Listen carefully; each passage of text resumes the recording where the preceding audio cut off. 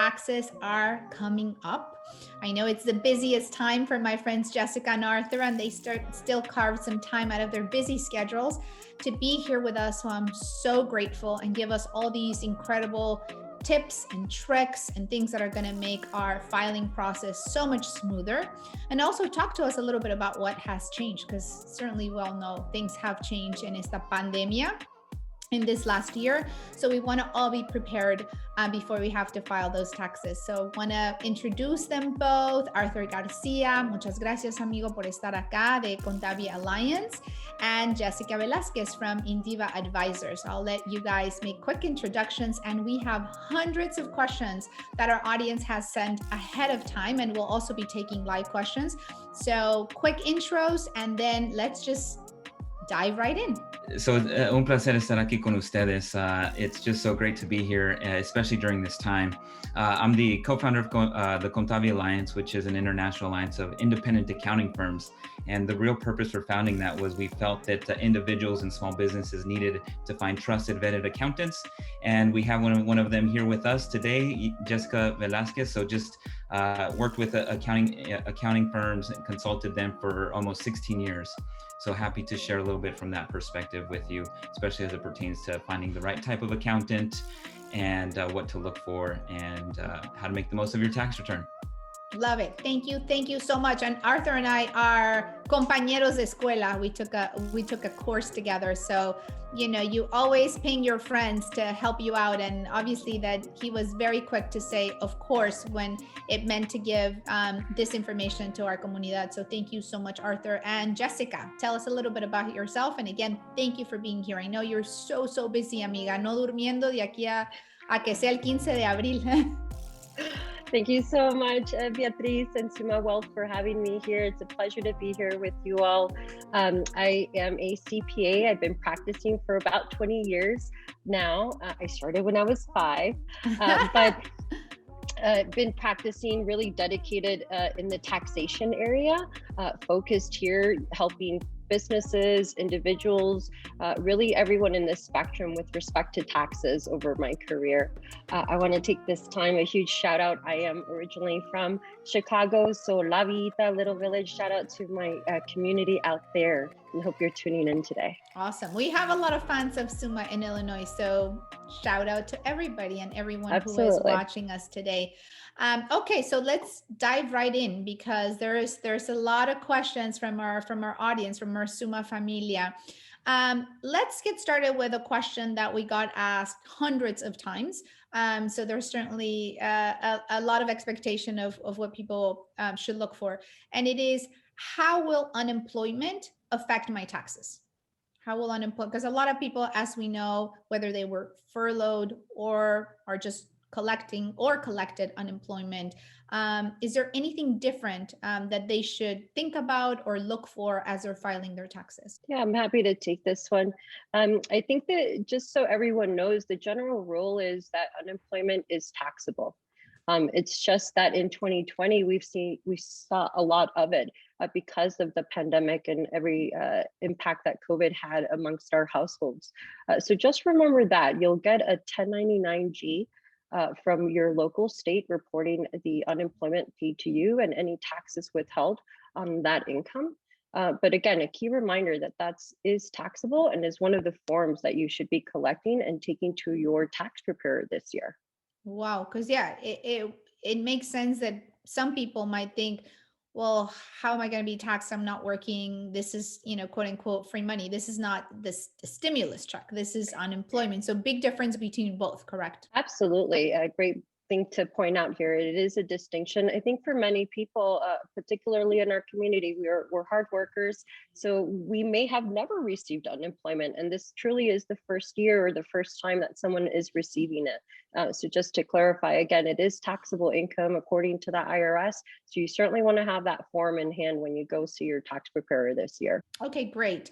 There's a question. I'm going to be going back and forth between the questions that people sent ahead of time, and I do want to prioritize those because, they're very organized Latinos who got in early with their questions, but I also want to honor the people who are here live. So I'm going to go with one of the live questions right now, and it comes from Nicole, and she's asking us, will people be penalized for contributing over $6,000 to their 401k through their employer? And if so, how much can the penalty be? It just disappeared from my screen, but I think that's what the question was. Certainly. So what Nicole is referring to is a contribution to her 401k plan. This year, the limit is up to 6,000 that you can contribute. Anything above that is going to be taken out of your check post-tax. So that's the key difference there. So up to 6,000 can be taken out pre-tax. Anything above and beyond that will be post-tax money that you can still contribute. And that goes into contributions for 401k plan, or even things like a Roth IRA that you can contribute post-tax. Got it. Okay, so up to 6,000, that's the limit. And then after that is after you've paid your taxes, so it's Absolutely not going to be the same. Okay, great. Okay, that's excellent. People wanted to know also, what free resources do they have when filing their taxes on a budget? And they were asking about TurboTax or H&R block. Like, what can you recommend that might be a free resource for our community if they're on a budget, especially since we know it's been a tough year and people, are trying to think, how else could I save, even when it comes to preparing my taxes? Yeah, I can start with this one. Yeah, I think there's a number of resources that you can reference. There's VITA sites, VITA, that offer free tax preparation for individuals if they qualify. So that if they're making under a certain amount of dollars per year, they can do that.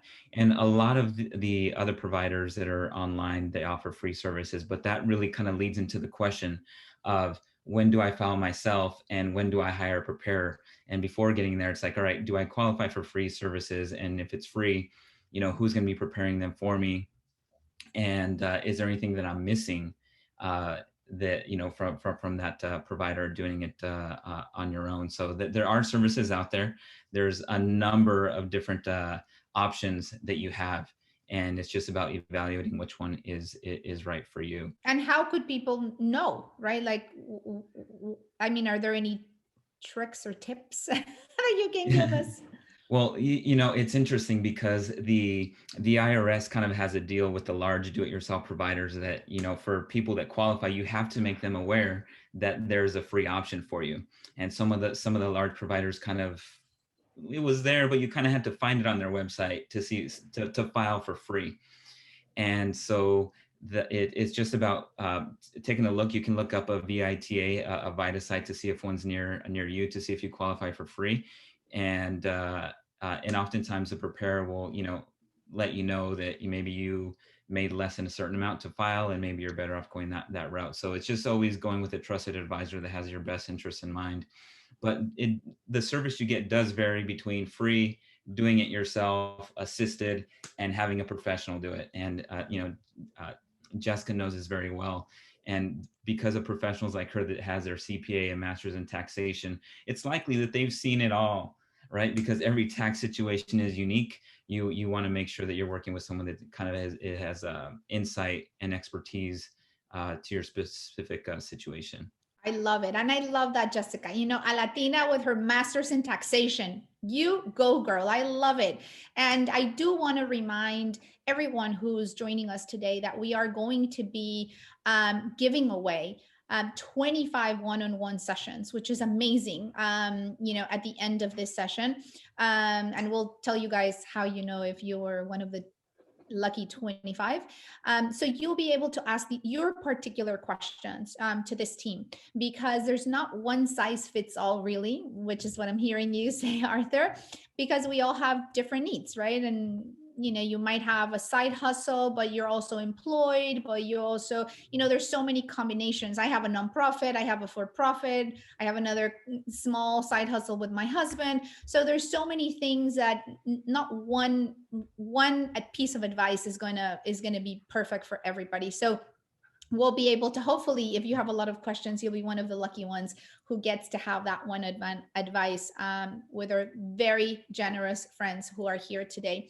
Another question that we've gotten a lot, especially because we've done a lot around investing recently at SUMA, and we've been, our previous Dinero session was on fractional shares, and encouraging our community that as much as we are the cohort that spends the most, hopefully one day we're going to get to be the cohort that saves and invests the most. And that's how we're going to be starting to build this generational wealth for ourselves and for our families. So one question is, okay, I followed Suma's advice. I've started to invest a little bit, which I have never done before. How is that going to affect my taxes? You know, what if I invested in cryptocurrency and now it's up? Do I have to declare that? Like, I know the answer to it, but obviously I'd rather you guys give the answer to what happens as a new investor with my taxes. I've never been an investor before, and God be willing, my stock is up. What happens now? Sure. Well, there's different types of investing. Some employers have 401k plans and or IRAs, and there's pre-tax and post-tax options there. And depending on the age of the individual, it might be better to do a Roth instead of a traditional option, because if you're projected to be in a higher tax bracket later in your career, it might be better to pay those taxes now than later. And the thing to know, there's no avoiding taxes. So whether it's now or later, te toca. Te toca. The IRS va a tomar su No te salvas, no te salvas. Te toca. Death and Sí, sí. taxes. So I wanted to start there. But as you're also referring to other investments, cryptocurrencies and Bitcoin specifically is a hot topic right now. So the new 1040 actually has a question this year. And the question is simple. Have you received any cryptocurrencies? Have you sold them?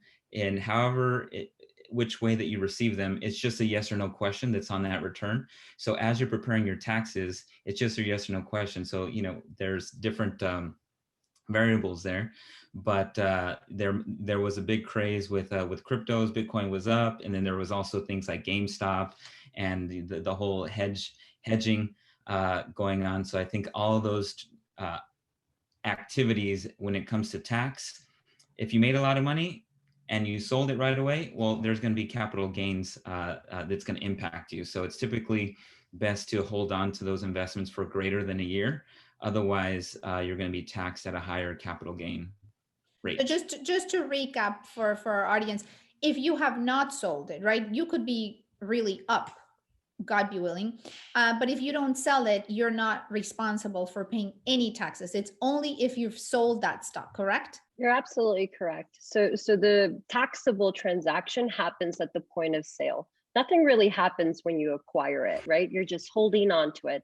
As Arthur pointed out, there is a difference if you sell it and hold it for under a year versus over a year.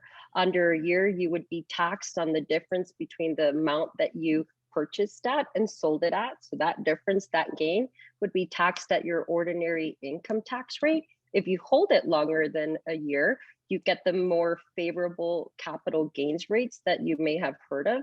And those currently for tax year 2020 range from 0, 10%, and 20%, all depending on your income, right? So it's based on your income level for that year.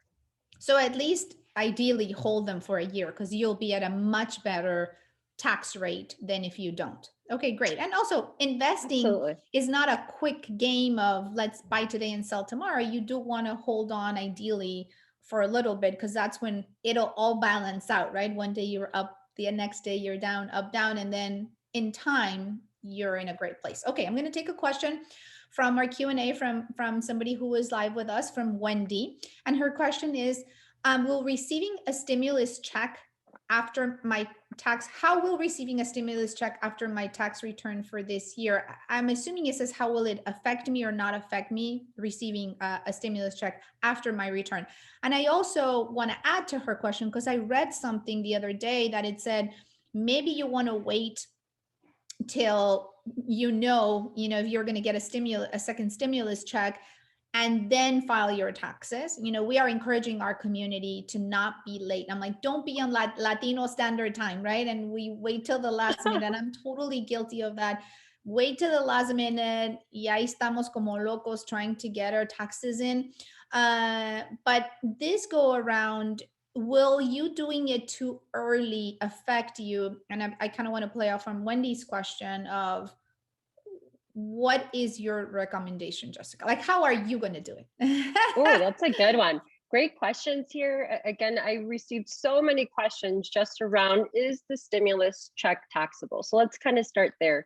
No, anything that you receive with respect to this stimulus check and checks, because there's another round coming, at least as of now, are not taxable to you. So they're not considered gross income and thus not included in your taxable income when you file your return. So I think that's pretty clear as of now. But you bring up an excellent question because as I just mentioned, there is 1/3 round of relief that is currently sitting with our lawmakers in DC. So tomorrow, as a matter of fact, they are looking to put a vote on the House floor for that. It would then go to the Senate. And if it's passed by both the House and the Senate, it would go to President Biden for signature. If that's enacted, which we hope it will be, the timeline right now, they're estimating around mid-March. So that's when the next and final sort of round of relief would come out. That stimulus check is based on your the last tax return on file with the IRS. They base it based on that income that's reported. And to your question, should I wait? Should I file? What do I do? The question or the answer to that question is, did you make more money in 2020 than you did in 2019? If the answer to that question is yes, you want to wait. You want to wait until after this next round of stimulus to file your 2020 tax return. If the answer is no reason to wait. Go ahead and file your return because it's going to be the last one on file with the IRS, showing lesser income than 19 and absolutely, and you get that process much quicker. That's great advice, Jessica. Perfect. I think we're all taking so many notes and definitely learning so much from all of this. Okay, there's a lot of questions, as we know, as Latinos, particularly Latinas, we have a lot of side hustles. We are the queens of side hustles. So there's a lot of questions around being a freelancer. And here's one. A lot of us Latinos are freelancers. How much money do you need to make in order to file as an independent contractor? And I think that's a really good question. I like what you said there, Beatriz, that we're naturally side hustlers. And when do we have to file? So if you were paid more than $600, you should be provided with a 1099. So if I sell mugs on Instagram and I've made $550, that would not count until I make $600. That's when that's different because it wasn't a side hustle to a person and that's something I'm selling. Don't you report regardless, or in both instances, is it $600? Yeah, well, there's different cases there, because if you're an independent contractor and you get compensated $559, you've been compensated that, but you won't necessarily trigger a 1099. That you'll need to file your taxes. So there's a difference there between being an independent contractor and a side hustle. And when you're selling, whether it's mugs or something where you become almost like a sole proprietor. And so that then you get into the realm of, okay, deductions. And, do I want to look in the paints that I purchased to paint the mugs, or the any materials that are used. So there's a number of things, the space that you utilize to paint those mugs, and the puesto that you put up at the tianguis or at the flea market, right? So all those things come into play. So the answer is, it depends. It depends. Okay. Well, listen, if hopefully, you'll be a lucky one who gets a one-on-one Dinero session. And if you have all these very particular questions, like we said, there's no one size fits all, unfortunately. But hopefully you'll know what questions to ask. Okay, great. So let's keep going. There's a couple of questions here. Somebody's so funny here. It's like, I forgot to file last year. Whoops. But there's a few about that. Like, I mean, do I really need to file? I pretty much made no money this year. Like the pandemic got the best of me. I forgot to file. Can I just file two taxes combined? Either of you, what's the recommendation there? Once you missed it, do you just kind of let it go and keep going, or do you really have to go back? I've never missed one, so I wouldn't know what to do, but it's an interesting question. Is it like, yeah, pues ya lo que pasó pasó, or no, you're not going to get away with that? I mean, from my perspective, I typically will always recommend that we're compliant. So if we missed a year, certainly file it. Let's play catch up and get that all corrected so the records are right. Even if you don't meet the minimum requirement to actually file a return, sometimes you want to file the return.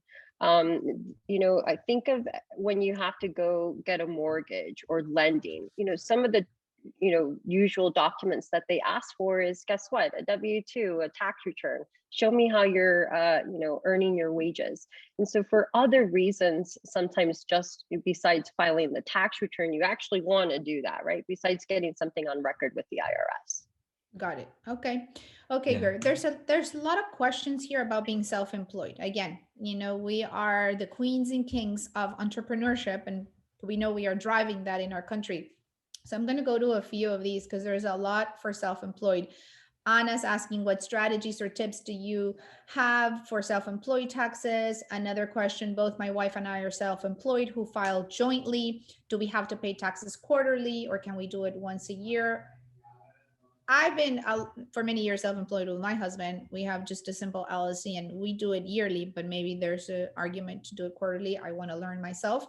But a lot about that, a lot of like, what should we be thinking if we are self-employed? Any things that have changed from when we filed in 2019 now to 2020 that we should either take advantage of? I asked my own accountant too, like, I'm using my home as my office, for every single company that's incorporated, LLC, everything. I mean, can I not write that off? There must be new things in the law, I'm hoping, because it cost me much more in electricity and in water and in food than when I was in my office, right? So what are the things that for people who are self-employed or solopreneurs, they should think about when filing their taxes? Either of you guys, if you guys have great advice for us. Yeah, I mean, I'd like to just kind of take this one, and really as a freelancer or solopreneur, you're allowed to take most, if not all, of the business deductions that a regular company is eligible to take. So this includes stuff like your marketing expense, your website, professional services, if you're paying for those, insurance, auto expense, your cell phone. And then Beatriz, you pointed out a great one, the home office expense, where a lot of us, again, freelancers, solopreneurs are now using our homes as a means of business. And so if that's the case, there's certainly expenses that you're able to take on your home office, only the business portion. And there are some requirements that the IRS wants us to meet. But if you meet all of that, again, a portion of your home interest or rent, utilities, repairs, some of those now become deductible towards your, against your income for your sole prop or your freelance gig. But is so that definitely keep those in mind. So sorry. Mm-hmm. Is that only if you are incorporated, even as a sole proprietor LLC, or anybody? Because sometimes I think, it's interesting how we're all working from home, right? So certainly corporations, even if you're an employee, even if you're not self-employed, so it's clear to me, and well, I do want to ask you, can you take as many deductions if you are not incorporated than if you are? Because a lot of my friends, I say, listen, if you're incorporated, you can pretty much write off a lot, right? Not sure. Everything, but a lot that's right to write off. So that's one part of my question, to incorporate or not to incorporate, that is a question. But then on the employee side, I think, well, listen, even our SUMA employees, right? They're working from home. they're paying more like I am in electricity and in gas and in because they now hold that burden that we are not paying in a physical office. Can they as employees take that write off as well, not just being an entrepreneur or incorporated as an LLC? But what's the case for both? Yeah, great questions. So employees, unfortunately, cannot take the home deduction. They are not eligible if you have that employee status, right? You are receiving a W-2 or a paycheck from a company or a corporation. Your employer, though, is eligible to create what's called a 132 plan or 134 plan and give the employees possibly some reimbursable money towards their phone, their internet, and those kind of things that they're using at home, and the employer gets the deduction. It would be non-taxable income to the employee, and the employer gets the deduction. So that's the difference there if you are in that employee-employer sort of situation. But coming back to the question of, do I incorporate? What do I do? I'm a freelancer. Should I go ahead and create an LLC? I get that question all the time, and I think again the answer is it depends. It's not sort of a right size or the right answer for all people. Generally speaking, it is a benefit. I do like to see clients incorporate, specifically if it's no longer the side hustle, it really is the main hustle. Right. When it's goes from like the side to the main hustle, I want to see, certainly our clients kind of legitimize it. And really, they do too. It gives them legitimacy. We now kind of see more websites, more marketing, and it brings them more clients, quite frankly. Right. It legitimizes their business.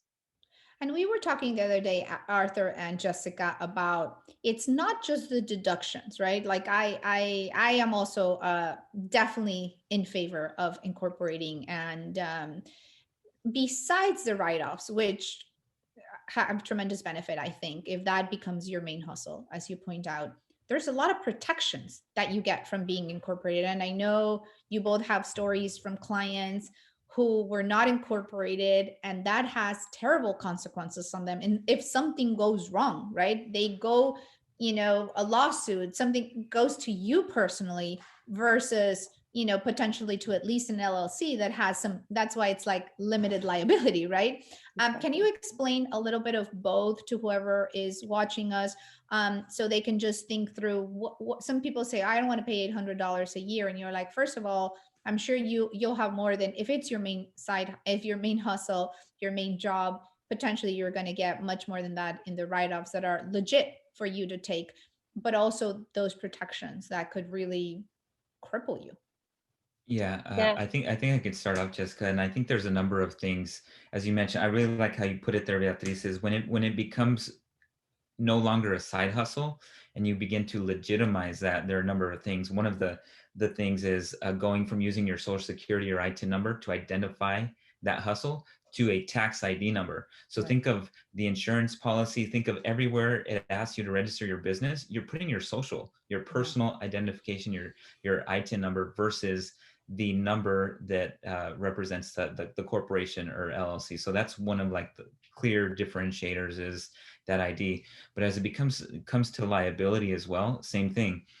If you're running, a home owner's insurance policy versus a business policy, and if someone gets hurt in doing business with you, they're going to go after you, Arthur Garcia, or Arthur Garcia Incorporated, right? So two different entities, and that's essentially what happens when you're incorporated. It's an entity that's separate from you, the individual, for a number of different reasons. I'm sure, Jessica, you've seen this. There's some tough stories, some sad stories that happen, and I think Jessica, you had a good one. Yeah, I see this all the time in the sense that there are some sole prop jobs or gigs that I almost immediately will tell them to incorporate. Particularly, let's think of like the jardineros, right? People that are working in the lawn service or with heavy equipment where something can go wrong. I also think of people that are doing food service. right? If someone gets sick, if something happens, they're going to come against you. So anything where there's a potential for liability, I almost immediately want you to incorporate. I certainly tell them to talk to an attorney if it's more complex, but typically there's those types of gigs that have liability where it's just beneficial. I have a particular example where there was someone providing lawn care services, and there was an accident on one of the jobs. They were sued. They weren't incorporated. And so the lawsuit was against them personally, and really the only asset they had of value was their home. So there, in that particular situation, there was huge concern that the only asset, like everything they'd been working for, was on the line now. And so again, particularly in those kind of jobs where there is a potential for a liability for a customer to come back, for an accident to happen, I highly do recommend the incorporation or the LLC to give you some protection. Yeah, the $800 that you have to pay a year seem like nothing compared to losing your home or everything that you've been working so hard for your family. I agree, and those stories are so heartbreaking. I'm going to come back now to the live Q&A. I have so many questions, as we do here in my cheat sheet of hundreds of them, but we'll try to get to as many as we possibly can. There's one regarding stimulus check. It says, can the government hold my stimulus check if I owe taxes? And take what I owe from there. I would know how to answer that. Yeah, that's a great question. I actually haven't seen it happen yet, where they are holding for back taxes due. But I want to come back and give an official answer to that question later in the chat. Got it. Oh. But Beatriz, I think also what's important with that question is differentiating between stimulus and a refund. Whereas a refund, if you owe child support, if you owe back taxes, it's going to be net of all those deductions. So for people that haven't received a stimulus before, but have been told by their tax preparer that, they're getting, let's say, $2,000 in their refund, and then at the end of the day, they get $1,500. Well, what happens to those $500? Do they blame the tax preparer? Oh, actually, I forgot. I had this tax lien or this tax liability that was due, and that's why it was deducted from the refund. So just wanted to differentiate between two. That's a great point. So for refunds, for sure, be prepared that absolutely that is going to happen. With the stimulus, Jessica hasn't seen it yet, so you might be okay, but God knows what can happen there. Okay, great. There's a question. I mean, there's so many questions. There's one that continues on this same thread, so I'm gonna stick with this, so we're not all over the place. And it's about stimulus checks also. It says, how would the stimulus check, is from Vanessa Mendoza. Thanks, Vanessa, for being here. How would the stimulus check impact my taxes state-wise? Is it different per states, or any answer to that? Yeah, so as I had mentioned earlier, it's not considered gross income for federal purpose, so it shows up nowhere on the federal return. And as of yet, I don't believe, again, that it would be considered gross income for state purposes. There's not been any deviation there. So really no impact for you. It truly is free money. That's the intention. It's to help stimulate the economy during this COVID pandemic. Okay, this is a perfect segue for the next question. This is from Veronica Lara. And she's like, if stimulus checks are not taxable, why is it that when I click the button that I received a stimulus check on my tax software, why do I owe instead of get a refund? That's a great question, and it might be time to visit a professional if you're doing it at home. Okay. I couldn't Veronica, really say. I'm going to light a candle that you're one of the 25 that gets a free advice, so we can sort this out of why are you owing instead of getting this refund. Okay, great. I'll go back to I'm trying to be like back and forth to honor people who were very early with their questions. Let's go back. I mean, obviously, deductions and getting refunds is on everyone's minds. And I know we've talked a little bit about what are the tax deductions that somebody can put in as a freelancer And I know the answer to this, but maybe you have a better idea. I guess it depends on what kind of freelancer you are, but I don't know if there are certain things that these deductions cover every single freelancer. I know, for example, in my previous life, when I used to be a TV producer, I could pretty much write off everything if it was real. But sometimes we had crazy stuff in productions. We had to hire a helicopter. We had to, people are like, what is this charge for a helicopter? I'm like, we needed it for the shoot. So that would never fly if, maybe you're in the food industry as a caterer, right? Renting a helicopter, although you never know to transfer the food.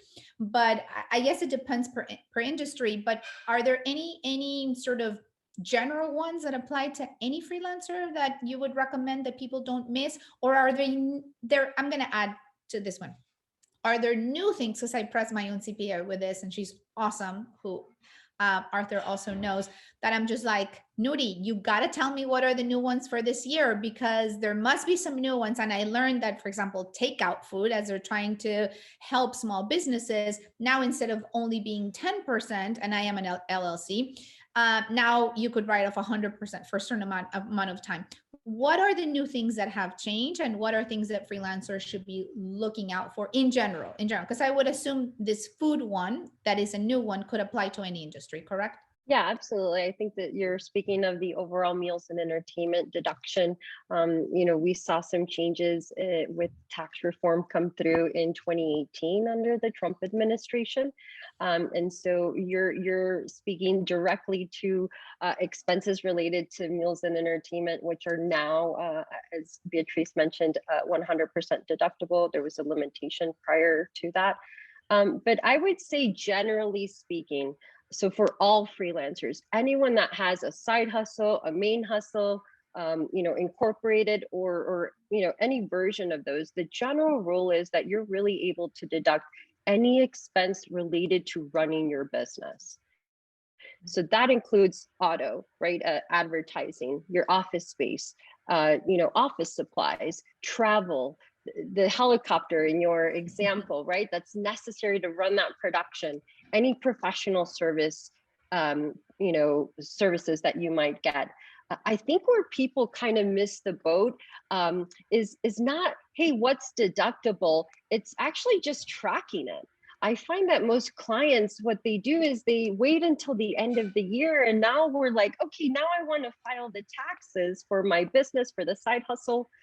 What do I do? What do I take? And then the question I ask them is, how did you track it? What do you use? Is it a credit card? Is it a bank account? How do you keep it all together? And so I almost want to reframe the question. It's not really what's tax deductible. Generally speaking, most things will be tax deductible. It's really how good record keeping do you have? Are you keeping track of all of that, so that when you do come to the tax return preparer or professional at the end of the year, you have all of your books and records. You're maximizing all of the deductions necessary throughout the year, where I think what happens in some cases, we wait until the end, we miss things, we forget things. I put it on this other card, or I paid cash for this and I don't know where the receipt is, and things of that nature. We actually miss more deductions that way than just, I think, like looking at what the rule changes are. So I think that's very general advice, but I see that time and time again, without fail, particularly for our freelancers, because they may not have a books and records, or they're not doing true accounting. It is the side hustle, but the accounting or the record keeping is just as important to maximize all of the deductions that are available to you. Got it. Yeah. Okay. Yeah, go ahead. Arthur. Yeah, I just wanted to add to that is solid point there is there's no deductions with no documentation, right? So the accountant is essentially going to be putting their business on the line for vouching for you, and they're not going to want to do that. So they're going to need receipts, documentation. So just, we just started a new year in January. So start, whether it's a folder, if you can digitize them, even better, because your bank statement will have the transactions, but you also want to have the source documentation to go along with those. And guess what? If you keep track of all your documents throughout the year, you make your tax preparer, your accountant's life easier, and it's going to make their job in processing that data faster. Otherwise, and this will kind of go into pricing, If you take all of your bag of receipts, tu bolsita, tu caja de zapatos lleno de recibos, Tu like cochinito. yeah, the cochinito, all of that to your accountant, guess what? They're gonna charge you for that data processing, right? They have to pay somebody an hourly wage to key in those things into a spreadsheet. So it's just better to have everything. And then what you're paying for is real value. And that's where the expertise and the experience of your tax professional and your accountant come in, is when you're paying them for that expertise, not to key in papelitos and crumble them and key them into a spreadsheet. So that's a key differentiator on how to get the most out of the relationship with your accountant. Right. No, that's a great point. And I guess, I mean, for me, it helps me. What helps me, I'll give my own, is to have a separate credit card and be very, diligent. Although I've always had an LLC, even as a solopreneur, when I arrived here many years from Mexico, and it had to be tied to my social, to your point, Arthur, because I didn't have credit in this country. So although it said, Adela Producciones, it was tied to my social security. So Amex gave me one tied to my social, but instead of having my name, Beatriz Acevedo, it had the name of my, quote unquote company. And then I stayed very, very diligent as far as like, okay, do I pay with this card or this card, right? Is this like really something, am I working and I ate, during the shoot or whatever it was, I'm going to put it on the corporate one, even if it was tied to my own social, like I said. But then that it made it very easy. And now in this day and age where you could match those receipts, whether it's Amex or Visa or MasterCard, whatever it is that you want to use, it's very easy for you to keep track. And then it'll give you a report even at the end of the year of how much you spent per category. So then that's an easy file for you to give to your hopefully accountant, or if you're doing it on your own, you know what to write off. So for me, I know that's been very, very helpful to do it through a credit card, because then that way it's all organized. I mean, by all means, pay your credit card every month. That's why I try to do one that I have to pay every month, not one that's just gonna, linger there with interest rate. But there may be other tricks, like to your point of how people can get organized, even if they decide. I think for me, tracking cash and tracking recibitos and all that was a pain in the neck, because I remember having to glue each one in these like pages and then add them up and send them to the account. That was just a nightmare. So the easiest that you can make your life, I think, in this day and age of technology, I think that's the best thing. But I do want to go back to deductions. I'm clear, Jessica and Arthur, that being organized is great, but what are the things that people don't know that could be write-offable, right? Like I would have never known on the meals and entertainment, right? I just knew that was 10%, but now I'm thinking, well, maybe I don't feel that guilty ordering in, especially from a Latino-owned restaurant, hopefully in your community, because I know it's going to be 100% write-off instead of a 10% write-off, right? What are the other things? Like, is education one? Sometimes I'm like, oh, maybe I start another executive program, but oh gosh, it's $15,000. Like, do I want to stomach that? But I'm like, is that 100%? Is that 20%? Is that 5%? Where can we go, all of us? Because I have this question all the time, to see what changes and what are the things where people, depending on their industry or what they do, and what is the percentage? Because sometimes it's write-offable, but it's 5%, right? So I used to tell my accountant, not this accountant, one that I used to have many years ago, and I was like, what do you mean I owe money? Like, I gave you so much more than I made.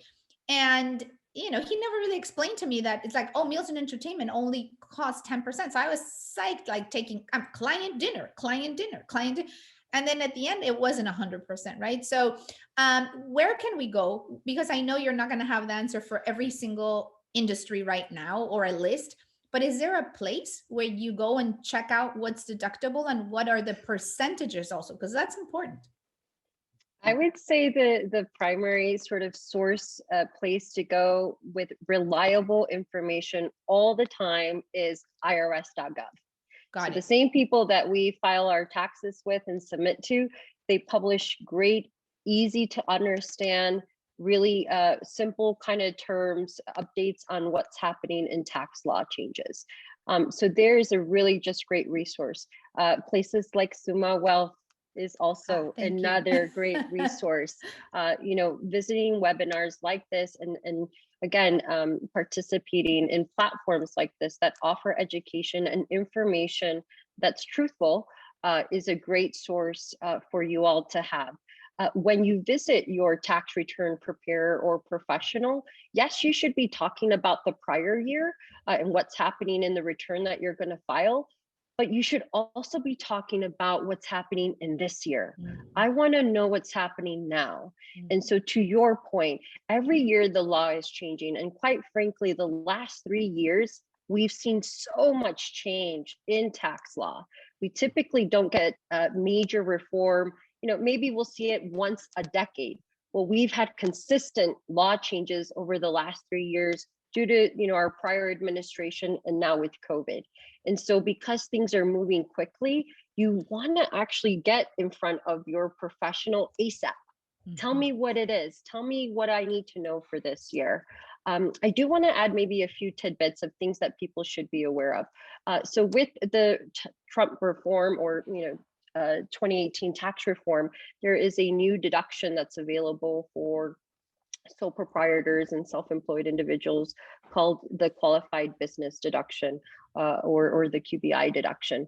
And so if you have a net profit from your business that you earned throughout the year, you're eligible up to 20% of that net profit as a deduction. And that is certainly new. That's effective January 1st, 2018 going forward, where I think, again, in our community, we maybe don't want to, we don't want a tax bill, right? No one wants a tax bill. No one wants to pay a lot of taxes, but there are these really great deductions now and tools that are available to lower your tax burden. I always say a higher tax bill means that you're making more money. That's generally a good thing. We want to make more money. We want our businesses to be successful. And a counterbalance of that is just paying a little more tax. But again, things like the QBI is relevant if you're in a business and you're you're profitable and you're making money. Definitely talk to your tax professional about that and make sure that you're getting that deduction. I think, again, generally speaking, for the most part, there's also acceleration on equipment purchases. So if you're buying massive equipment for your business that costs a lot of money, there's an opportunity to either expense all or most of that in the current year. So that would have a huge benefit on companies where that's applicable. So there are some benefits, but I think, again, given all of the changes over the last 3 years, it's better just to kind of go and have a conversation with that tax preparer professional that you're working with. Right. Is there an average cost just for our community watching, of, because people might think like, is that going to be super expensive? Like, what is the cost? Because I do agree with you. I am a total planner, right? So I started pushing mine months ago, like, okay, what are we doing? Can you take a look at where I'm at now? And that's 4 or 5 months before the year ends, because I want to know, where do I stand? What are things that I could still do, and but listen, I understand. I'm totally in a position of privilege to have an accountant, to be able to pay my accountant and to plan for my taxes. Somebody who's like, I've limited resources, is it a good idea? I always think it's a good idea because I think, knowledge is power, and you knowing moving forward, what are things that you could be doing better? What are the benefits that you can receive? Because that's not our business, and you don't know, you need a professional. But is there a range, Jessica, Arthur, on like, and I'm sure there's very different ranges, but what could people expect if they go to a hour, half an hour consultation with a professional? Is there such thing as an average, or not really? I think, to your point, it's a little hard. Everyone's gonna have their price points. Specifically for me, my hourly rate is $350. So a half hour costs you $175. Right. $350. The way I try to communicate this, and what I try to tell my clients, is it's not really an expense, it's an investment. Right. So I think we have to change a little bit how we view that.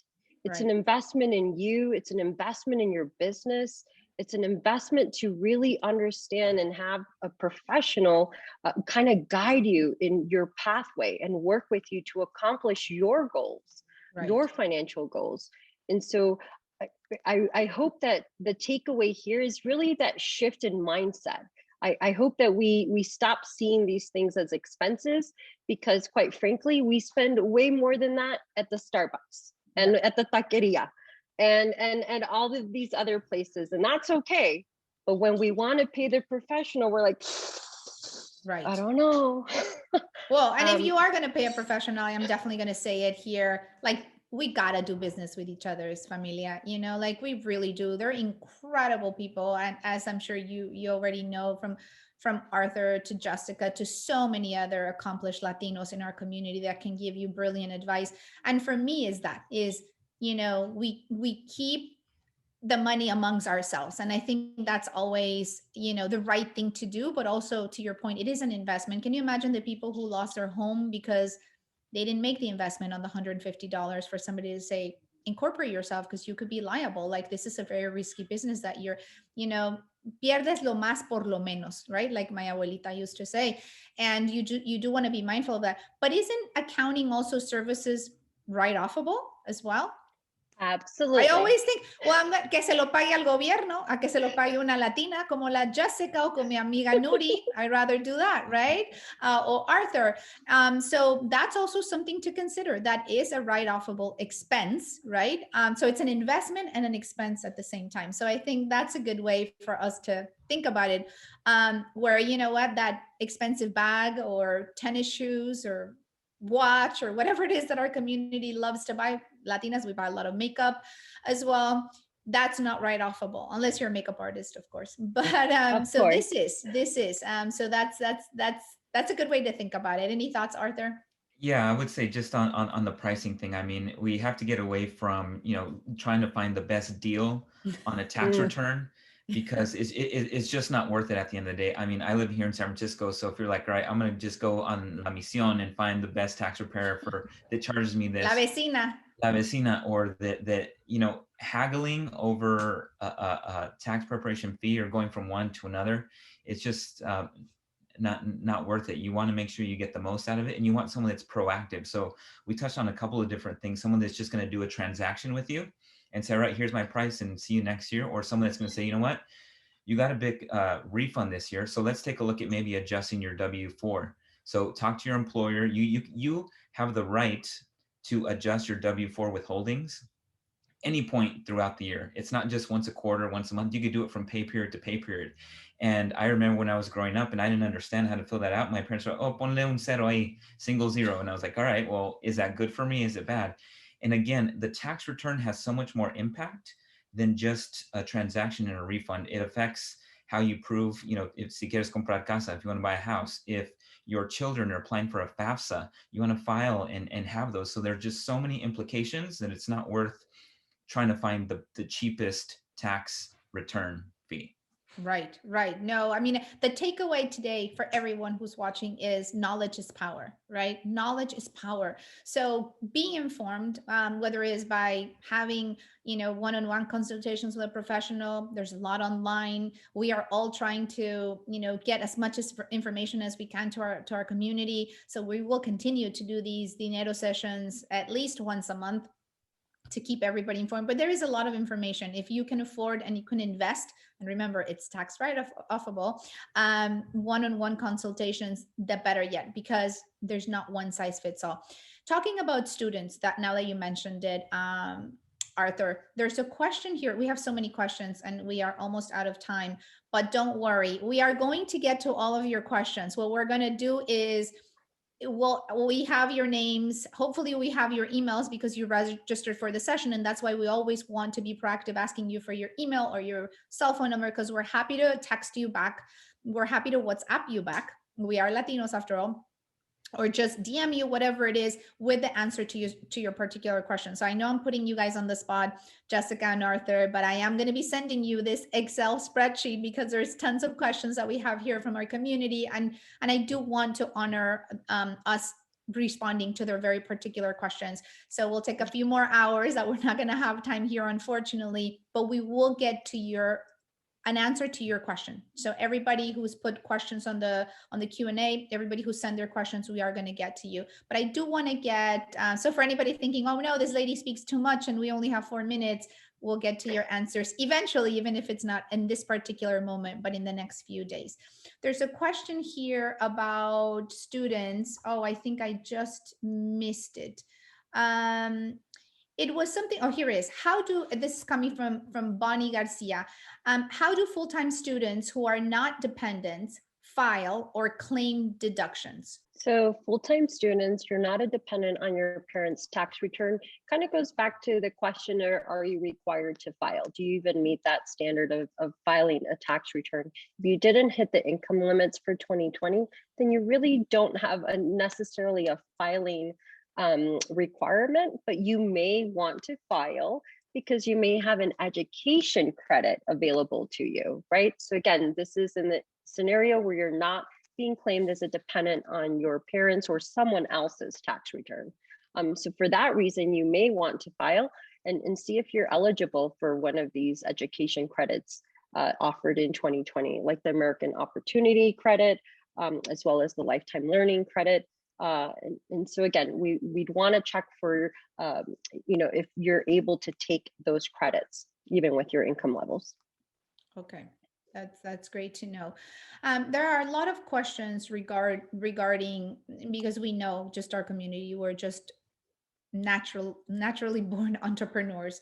So there's a lot of questions regarding LLC versus S corps versus hybrids. I think what the best use of our time, because we only have a few minutes for our goodbyes, is I'm going to promise every entrepreneur that is here, every solopreneur that is here, that we will do a specific session that is going to be for that, because that is a very different conversation. So we will devote a full hour and more if needed to solopreneurs and entrepreneurs. And we are planning one very, very shortly. So we will get to those questions. Regardless, before the question, you don't need to wait months for a Dinero session to get this question answered. Again, we will, and hopefully Arthur and Jessica will say yes, that they will help us in answering the questions that we didn't get to in this hour. And we will get back with answers to everyone who registered for this Dinero session, because we are 2 minutes out of time. And I do want to ask both Arthur and Jessica, like the biggest takeaway they can give everybody who's watching today when it comes to their taxes. Like, what's the one big piece of advice they haven't given us yet, but they want to plant that seed for you guys before we say goodbye, as our parting words, as their parting words? Yeah, I guess as my parting words is have a plan. When you go to get your taxes done, don't treat it like a transaction. You need your documentation, and the questions that you're going to ask your tax accountant, right? What can I do better? What did I do wrong? Like, is getting a big tax refund is sometimes promoted as like a prize, like come in and get the most that you can qualify for, up to $6,000 this year. You have to understand that you've given the government an interest-free loan, and what could you have done with that? Maybe you could have bought Bitcoin. Maybe you could have been saving for that casita, right? So there's different things you could have done with that money instead of just treating it as like a savings account for you, because it's not necessarily a good thing to get a big refund. I know everybody's situation is different, right? Some people really need that money, but maybe you don't need to buy that furniture. Maybe you can save that for the house, right? So have a plan and realize how your refund impacts you and what you can do. So just be prepared for that meeting with your tax professional. Yeah, I would say the biggest takeaway, hopefully for our audience, is, information is power. The more you have of it, the more you have, particularly in this arena, the better you are to drive your own business and grow it and grow your financial wealth, and all of the things that again SUMA Wealth is bringing to us in this Dinero session, which is really important. Our community doesn't do enough of it. I think we're scared of it in some cases. I see that with my clients. They're nervous. The IRS makes us nervous. Anything kind of related to the government, there's some issues there. Let's explore that. Don't be afraid of it. Deal with it head on. Ask the tough questions, and don't go by lo que te dijo la comadre, la vecina, el amigo. Talk to the professionals. They're the ones with the answers. unless the vecina or the amigo is a CPA. But again, come and talk to the professionals. Find one that works for you, where you have a good relationship with, and you can come prepared, as Arthur mentioned, with that plan, and really see what that brings you. That's great. Well, thank you both. I know this is such a busy season for you, so can't thank you enough for all the preparation for this session. And I know I'm going to ask you for a few more hours of your time in helping us answer every single question that we have on the Q&A. But I really, really appreciate you guys showing up for our community. I mean, obviously, we're all familia here. We all want the best for our community. You know, we all had to learn the hard way. These are not conversations that we grew up with. To Arthur's point, you know, our parents did say like, ponle cero aquí, mijito, ya. And that probably, you know, is well intended, but not the best strategy at times for us. So can't thank you guys enough. And it's such a sense of pride to see two incredible Latinos that are so smart and that are supporting our community. So thank you for that. I want to remind everybody who's still on that, you know, talking about Bitcoin and talking about information is power, our next Dinero session is going to be on crypto. Primarily not because, yes, we want a lot of Latino millionaires making millions out of crypto, but you might not, right? We want you to have the information of what is real, what is a risk, how you go in with your eyes wide open. I recently learned of this Instagram page, and I don't have the name because if I did, I would say it here to be aware of it. But somebody offering that it was absolutely risk-free to buy crypto, and giving these crazy returns all through WhatsApp, you know, targeting our community worse than the shark loans. Now they're targeting through crypto because people hear crypto, that's going to make me a millionaire. And they were asking for 20%, okay, of the money you're going to invest. They're going to take 20% and then 20% of the money that you make. So primarily they're going to rip you off of 40% of your money, guaranteeing you that you're making this money, which nobody could make that claim because this is more volatile than the stock market. So we are going to have a full hour on this. Before we have this session, if you are targeted by any of these Instagram pages, anything on your WhatsApp, que mira que me lo mandó mi mamá, que tu tía me dijo que voy a ganar millones, be really, really careful. And please know that we're here to support. DM us, send us a note. We're happy to check with our experts and get back to you.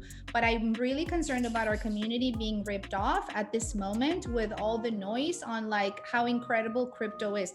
Now, I'm not saying it's not. I personally, along with my husband, are heavy investors in cryptocurrency. So I'm not saying not to do, I'm saying you have to be careful on how you're doing. A commission rate that is ongoing is 0.25%. So somebody who tells you they're going to take off 20% of the top and 20% of what you make clearly is a massive ripoff.